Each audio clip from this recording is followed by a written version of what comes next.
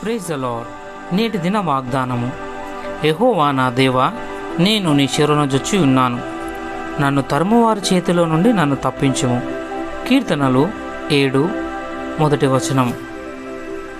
మీరు మార్పు నొంది బిడ్డల వంటి వారనైతే గాని పరలోక రాజ్యంలో ప్రవేశింపరని యేసుప్రభు చెప్పాడు. దీన్ని బట్టి నిత్య జీవం పొందేందుకు నూతన మలుపు అత్యవసరం ఉన్నదని ఎంతో సత్యం. నాలోనున్న పాత వ్యక్తి మరణించి ఒక క్రొత్త వ్యక్తిగా లేవాలి.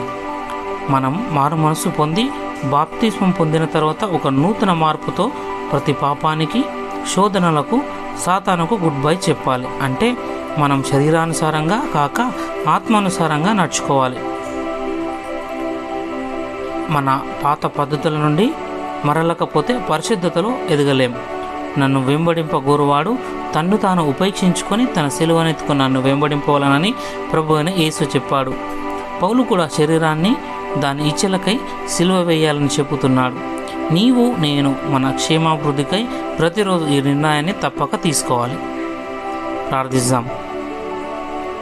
తండ్రివైన దేవా, నా ఆత్మీయ జీవితంలో ఎదుగుదలలోని మొదటి మెట్టును నీవు నాకు కనబరచాలనుకుంటున్నందుకు వందనములు.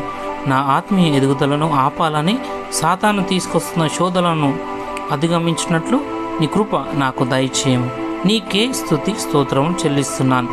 యేసు ప్రభువు నామములో ప్రార్థిస్తున్నా తండ్రి. ఆమెన్.